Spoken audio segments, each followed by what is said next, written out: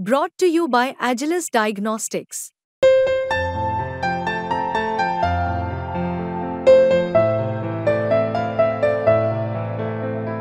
Agilus Diagnostics. एक प्रामुख्याने त्यांनी काय सांगितलं की फोन मिळाला आणि त्या फोनमुळे हाईक होतं. तर ते त्यांनी प्रूव्ह करून दाखवा ना, जगाला पण कळेल. मोदी साहेब पण बोलले होते 400 पार. मग ते हे असं काहीतरी करता आलं असतं ना त्यांनी. तर त्यामुळे ते असं काय हाईक करता येतं मोबाईलच्या माध्यमातून हे खरोखर सिद्ध केलं तर देश नाही जगामध्ये कळू शकतं की असं होऊ शकतं म्हणून. तर त्यांनी प्रूव्ह करावं अशी माझी देखील विनंती आहे त्यांना. आणि कोर्टांमध्ये जाणार आहे, जायला काय लोकशाही आहे, लोकशाहीमध्ये कोणी कुठेही जाऊ शकतो. त्या ठिकाणी आता माझं तर 8व्या वेळेचा हा टर्मचा हे आहे. काउंटिंगच्या इथे नेऊ नये. तुम्ही कोविडमध्ये पण असं म्हणाले होतात की कोविडच्या बाबतीमध्ये की बाहेर रस्त्यावर आलं नाही तर त्याला ते कायदा असतं. मोबाईल हा जनरली सर्वच जण मी बघितलं तर अनेक जणांकडे तुम्हाला मोबाईल टॉवर जर चेक केलं तर मिळेल की मोबाईल तुमच्यातले किती लोक आतमध्ये होते, त्यांच्याकडे किती मोबाईल होते तुम्ही बघा ना.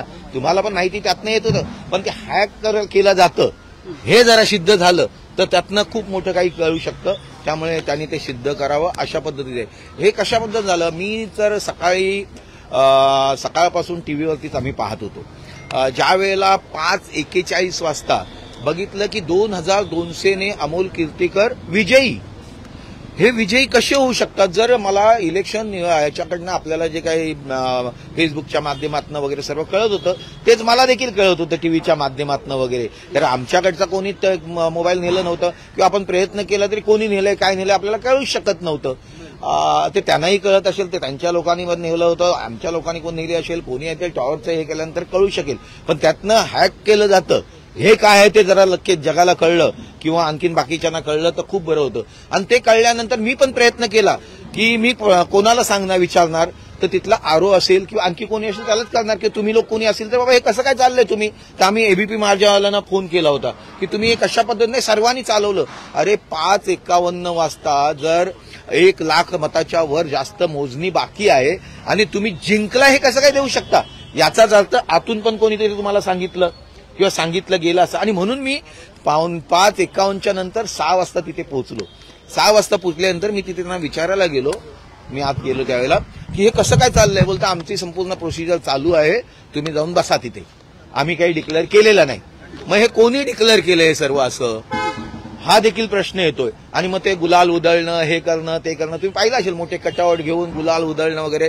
हे मी घरून रागाने म्हणजे मला कळलं हे चुकीचं चाललेलं आहे. आणि म्हणून मी तिथे आलो. तिथे आल्यानंतर त्यांनी काही मुद्दे उपस्थित केले ते त्यांच्याशी एक आहे. पण असं कुठलंही मी जाऊन त्या कोचवर बसलो होतो आणि पाहिलं की तुम्हाला एक माहिती आहे, पहिली बॅलेट पेपरची जी काउंटिंग असते ही सकाळी 8 वाजता झाली. म्हणजे त्यांच्या माहितीतनं आणि आमच्या पोलिंग एजंट जे गेले होते त्यांच्या माहितीतनं हे सर्व आपल्याला कळलं. आणि ती काउंटिंग संपल्यानंतर सर्वांकडे त्यांच्या जे प्रतिनिधी प्रत्येक सर्वांकडे पाठवली होती की 1550 मला मिळालेले आहेत, त्याच्यानंतर 1500 मतं ही त्यांना मिळालेली आहेत.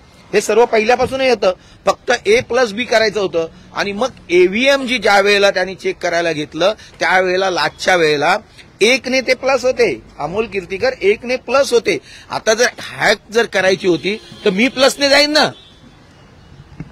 हॅक जर करायची होती तर मी 1 ने कशाला प्लसने मायनस जाईन. मी 1000ने 2000ने 4000ने काय की लाखाने काय असेल ते त्यांनी प्लस जाईन.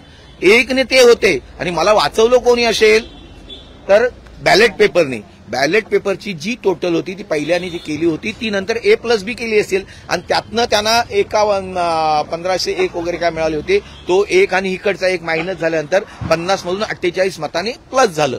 आता 50 नंतर 48 मताने प्लस झाल्यानंतर त्यांनी त्यांचं जे कॅल्क्युलेशन असतं प्रत्येक टेबलचं त्यावेळेला 20 उमेदवार आतमध्ये होते. त्यांचे प्रतिनिधी 20 लोकांचे काही जे असतील ते आतमध्ये होते.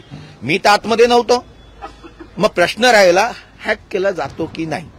मोबाईल तर सर्वांकडे असतील, कोणी कुठे असतील तर तुमच्याकडे पण तिथे मोबाईल तुमची अर्धी लोक आतमध्ये मी पाहिली. माझ्याबरोबर देखील 2-3 लोक तुमची टीव्हीवाले आतमध्ये गेले होते, त्यांच्याकडे पण मोबाईल होता.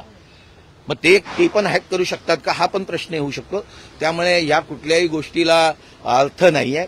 काही आणि कोणतरी म्हटले शपथ घेऊन शकणं म्हणजे काय असं तर हा ती का आईची शपथ आहे का. ती का आईची शपथ आहे का. 4.5 लाख लोकांनी मतदान केलेलं आहे, निवडून दिलेलं आहे आणि ती कायद्याच्या दृष्टीने आहे. तुम्हाला कायदेशीर ज्या गोष्टी करायच्या त्या प्रत्येकाने कराव्या, त्याबद्दल काही नाहीये.